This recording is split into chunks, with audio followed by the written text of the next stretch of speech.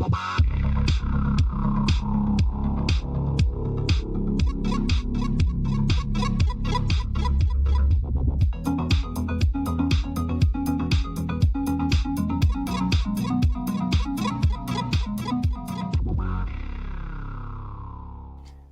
and welcome to the Unlucky Frog Gaming Podcast. You are joined by your usual hosts, Josh Hartley and Tom Mannering. Tom, how are we doing? I'm good, mate. How are you? Yeah, I'm not bad, thanks. So we've had a little, what I believe they're calling the business a slow news week, which is probably not surprising. Everyone's made their big announcements at Gen Con. So news-wise, not an awful lot that we're wanting to discuss. So we're just going to treat this episode as a bit of definitely not a filler episode. Definitely not a filler episode. Just as a bit of a catch-up, though, before we start getting seriously ready for Tabletop Scotland. And a week on Friday is when we're going to be heading down to that. Yeah, I am seriously getting ready for it right now because I'm prepping a seminar for it. Yeah, of course you're doing the GMing seminar. How is prep coming along for that? It is coming along. That is probably the best I can say.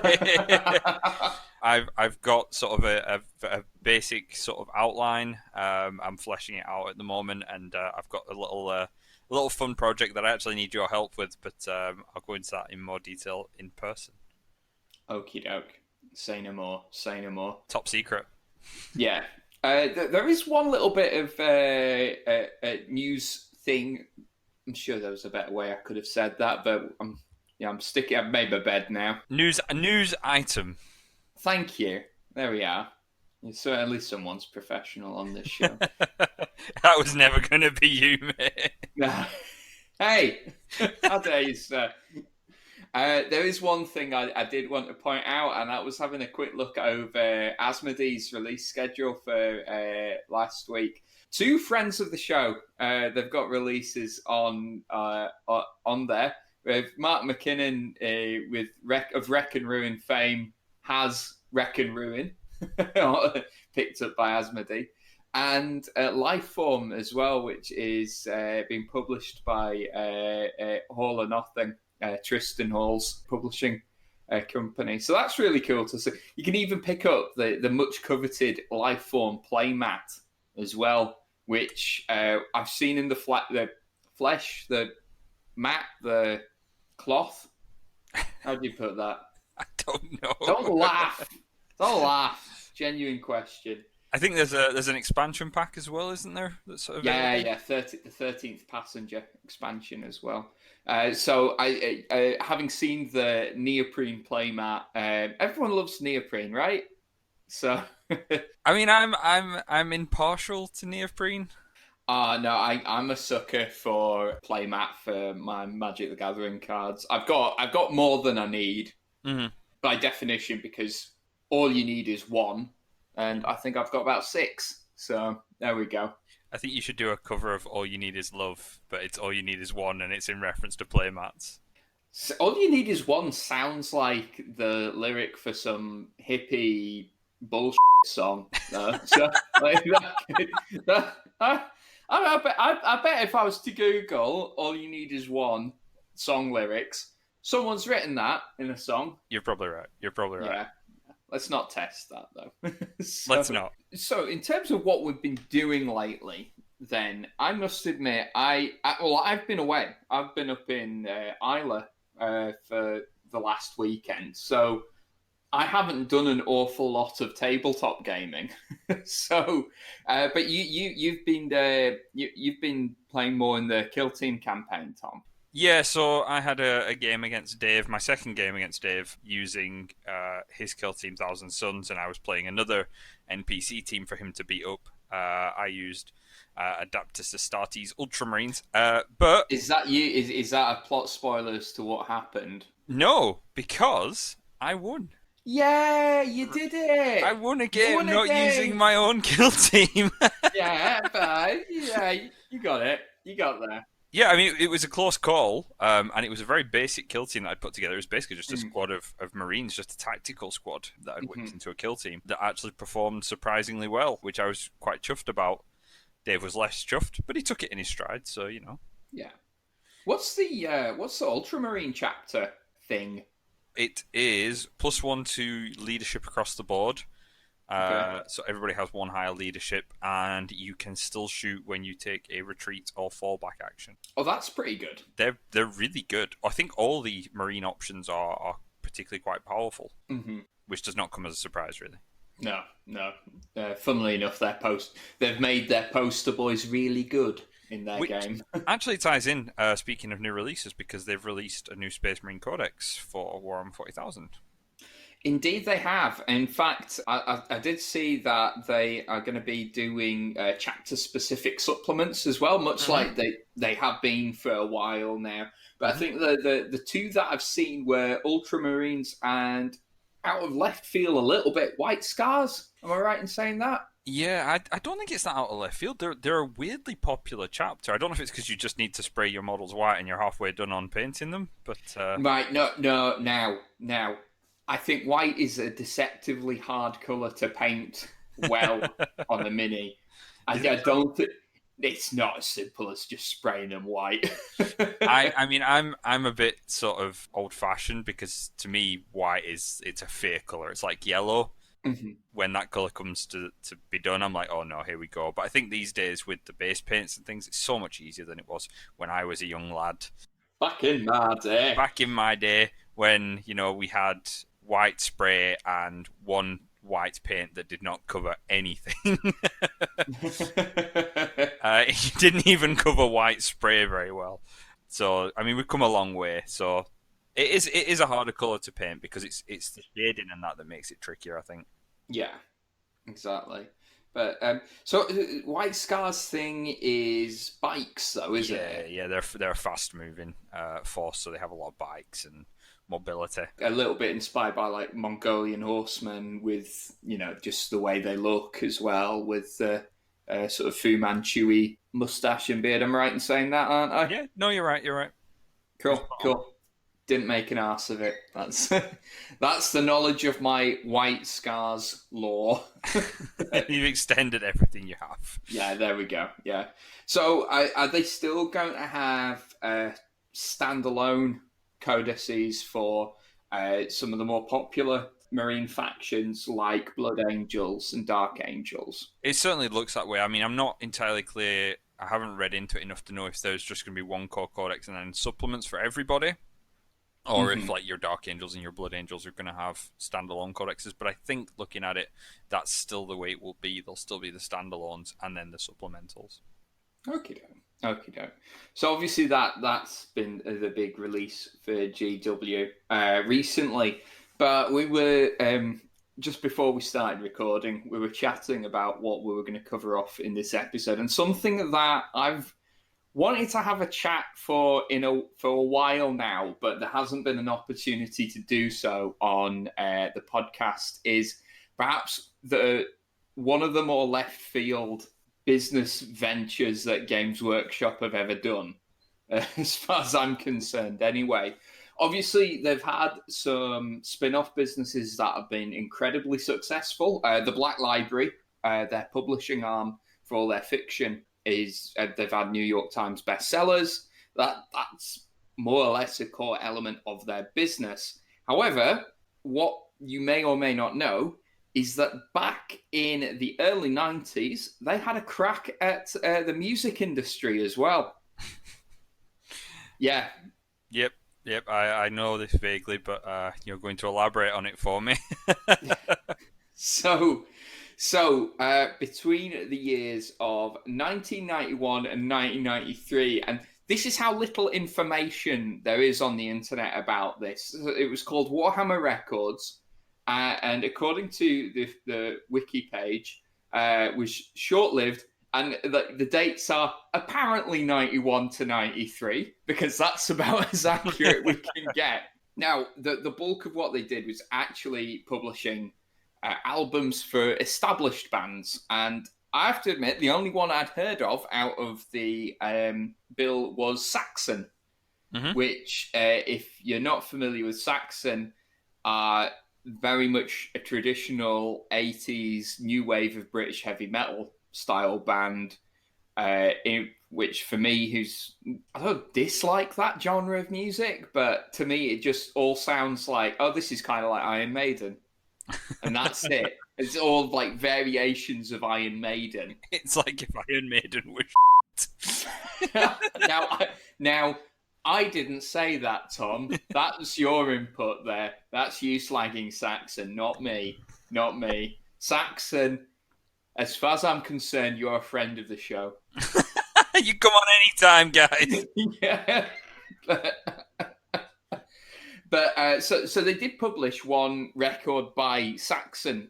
It seems that they only published it in the UK. As far as I'm concerned, that's the only territory that Warhammer Records managed to reach. But it's the album Forever Free, which was released elsewhere in the world with album art that doesn't feature anything to do with Games Workshop. But the British version, for whatever reason, they decided to go with album art that features a Dark Angel riding a motorbike with bolt guns blazing. To be fair, right, as album art goes, that's pretty rocking. I mean, it's definitely on theme for heavy metal. Yeah, right. Which is what they were going for. So yeah, it doesn't. Have you ever played this, by the way? Right, the record store game. No, I don't think so. Go into a second. You and a pal. Next time you're shopping, right? Go into a record store, like secondhand, ideally. And the game is to find the worst album art that you can possibly find. Okay. Right? And hard mode is not to use the heavy metal section because invariably, right, the worst either comes from heavy metal or hip hop. Sure. I don't know why, but they've got both those genres seem to attract just some weird and terrible album art. So other established bands that they published for were Wraith and Rich Rags. Sure. Big fan. Yeah, I have no idea who either of them are, if I'm being honest. I did have a very brief listen to them, and we're definitely... One thing I will say about Warhammer Records is it's not just the subject matter and album art that's consistent. It is the genre of music. This is all very much hard rock and heavy metal. And also the quality. Shush.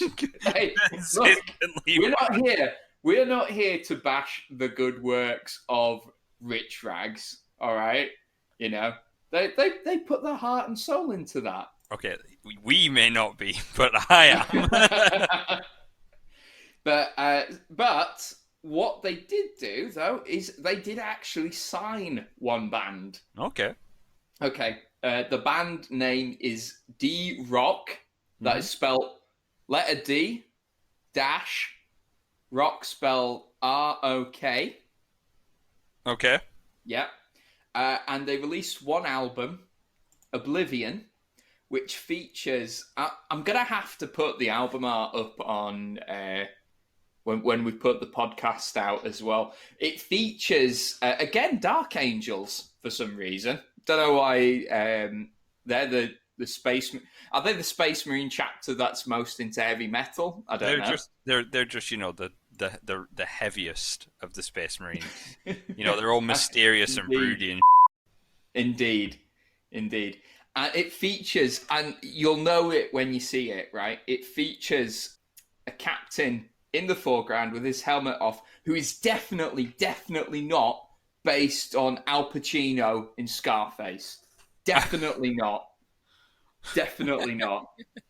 Like in his posing and posture, or in his actual facial features? Both, right? Tom, I'm gonna send you. I'll send you over the album. In fact, I'm gonna do this right now. I don't want that in my cloud. Like, It's going in your cloud, Tom. It's going in your cloud. This is going onto my actual computer, Tom. So, that's the lengths I will go to for this podcast. You're just a dedicated. You can just delete this, right? I'm sending this over to you. I'll never be able to delete it from my mind, though, will I, Josh? I think you'll be glad that you've seen this. Okay. Yep. So, interesting thing about that artwork, that has not been done specifically for that cover. No, I don't believe any of these album arts were. Yeah, they were all from GW stock.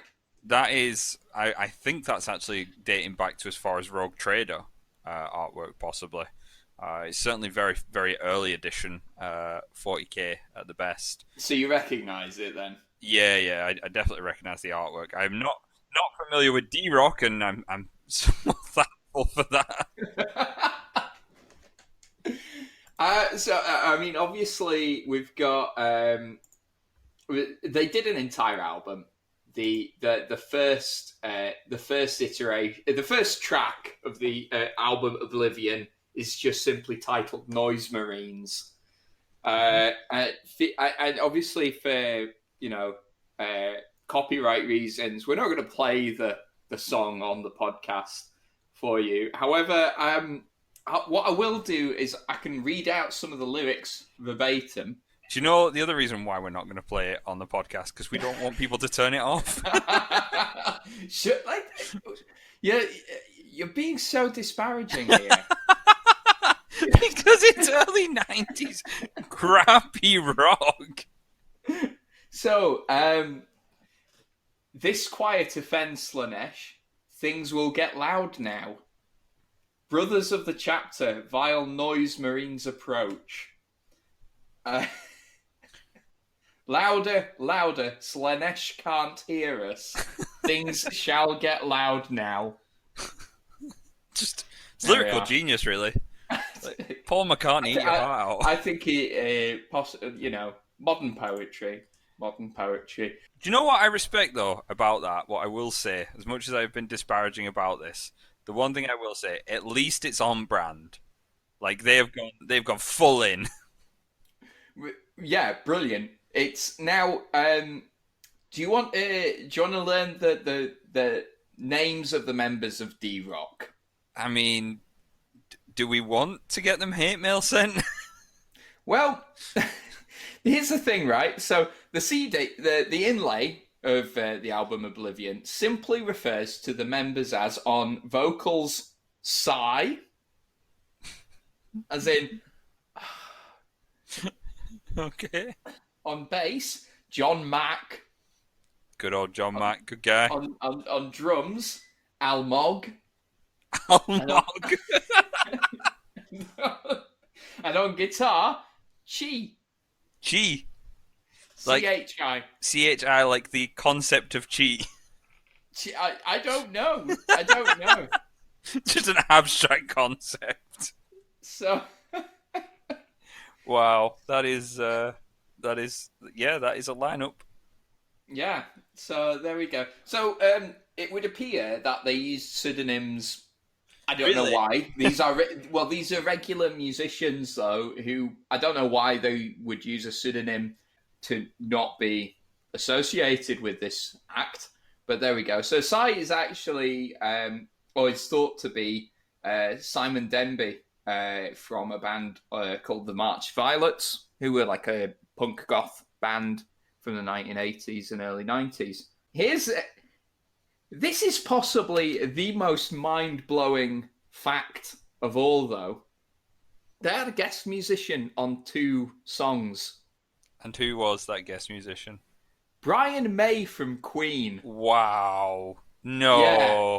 Brian May... right, features as guitarist on 2 songs, Get Out of My Way and Red Planet Blues.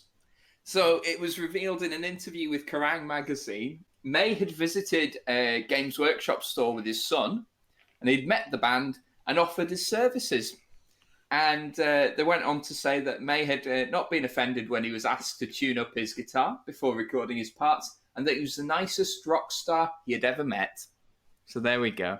Oh, Brian, why? Why would you do that? You've got such credentials. I mean, I mean, so obviously we don't know for sure why the Warhammer record label didn't last. But I think the thing that I find probably most charming about this is this would never fly nowadays. Or could you imagine Wizards of the Coast trying to do a record label? Okay, firstly, I'm not convinced it flew then. Secondly, Wizards of the Coast have put out music. No. Yes, so No. yes, so a third edition of Dungeons and Dragons did have a sort of musical CD. I don't think it came with the book, but you could get it because I remember the cover vividly, and it was like music to adventure to, essentially. Oh, right. So, right. So this isn't like what Games Workshop were doing, which were like heavy metal bands that had their lyrics themed around being a space marine. No, no, no, This no. this is actual like atmosphere music for your gaming session. That's they were quite ahead of their time then for that, really, because that I think anyway that's a relatively common thing now. Like you can certainly get, I mean, just go on YouTube and you can find like generic fantasy music or science fiction music for, have as background music for your role playing sessions. Hmm. Yeah, I mean, I use Spotify and I put together playlists for various games and things to do it. So there was just since we're on the subject, the official role playing soundtrack Dungeons and Dragons Hmm. was performed by it was a studio album by the American musical group Midnight Syndicate, released in 2003. There we go. And I must admit I have used music from this album recently. Yeah. The big difference is, that serves a purpose. That Are you implying that the music of Saxon and the accompanying artists that were on the Warhammer label did not I serve would, a purpose? I wonder how much hate I'm gonna get for not. It's so like I say, it's kind of like whenever I hear this type of heavy metal, I just go, "Oh, that's Iron Maiden," but Yeah, I not know. quite as good. The thing is, like this music, it is acknowledged and it is actually kind of spoken about in whispered circles in Games Workshop. When I worked for them, I do remember this being mentioned on more than a couple of occasions. It was something that had happened. It's sort of like the ugly stepchild of Games Workshops. Well, do you know one final little tidbit about D-Rok that I just want to mention is that they did actually tour the UK. So, guys listening at home, if you happen to go see D-Rok live, I believe they were supporting UFO and Wraith. Wraith also released an album on Warhammer Records. Please let us know. Do, are they maybe one of these bands whose energy you couldn't quite capture on record? Just an experience too ascended for capturing. So, Do you know what the thing is? The thing is, right? mhm. You've got to give Games Workshop their cred. Like going that far outside of your comfort zone is ballsy. Oh yeah, oh yeah. There's another thing here. Now there is one band that I had heard of before that were known to do Warhammer 40,000 themed music. Bolt Thrower, who Hmm. are like a sort of death metal band. Hmm. But they were not on Warhammer Records. They did a collaboration with GW. They featured GWR on a album, Realm of Chaos, but they weren't actually signed up to Warhammer Records. So Okay.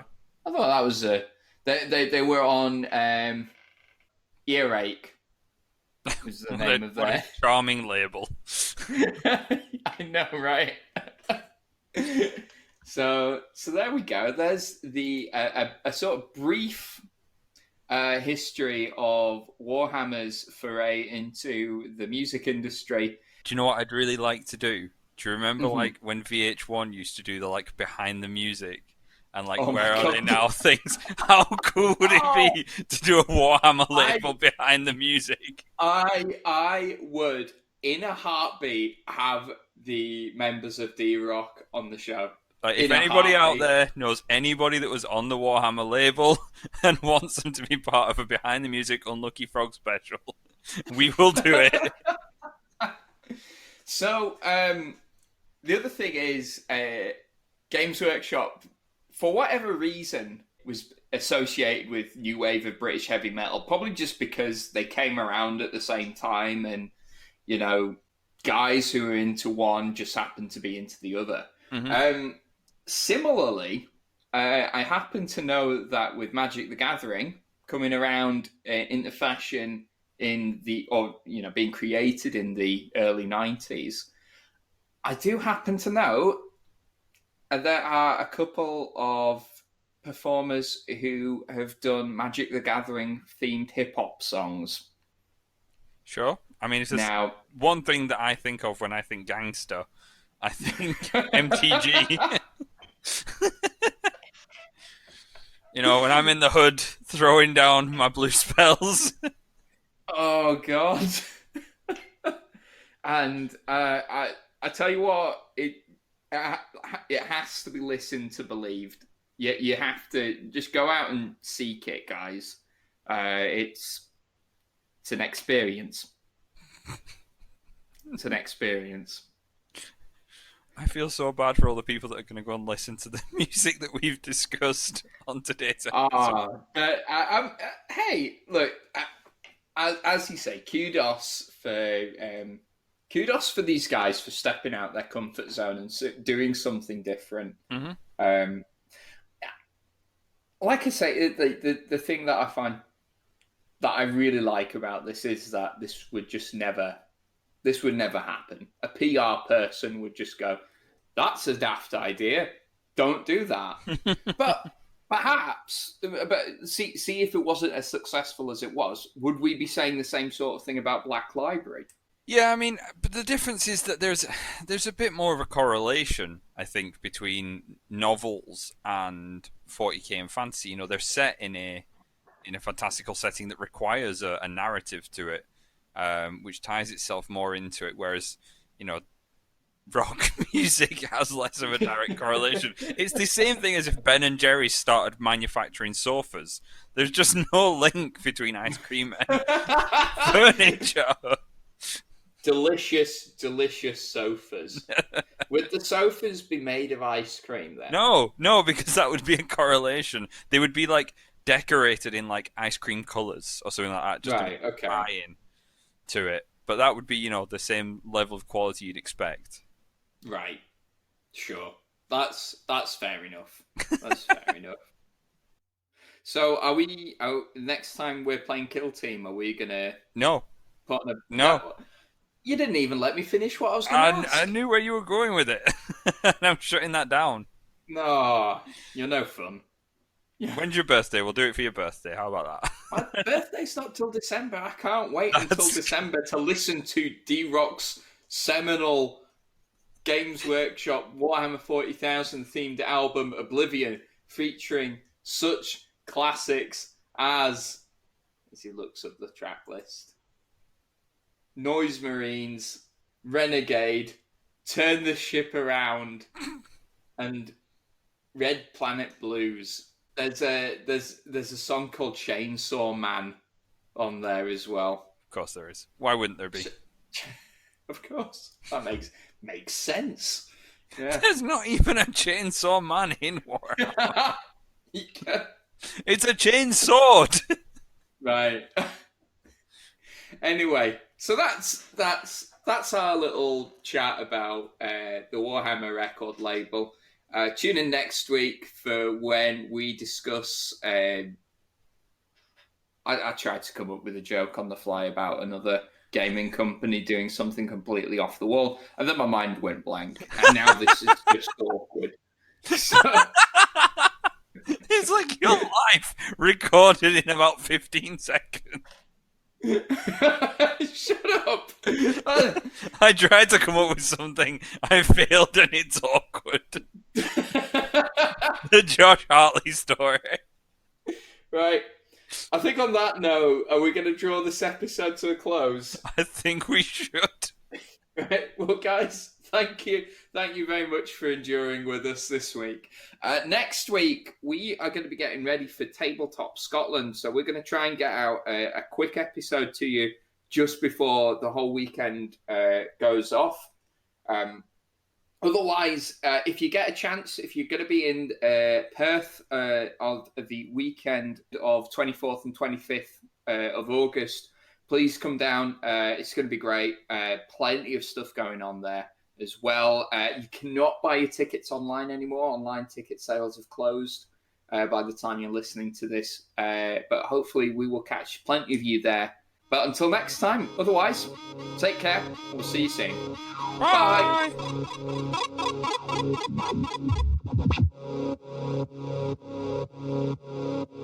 Bye.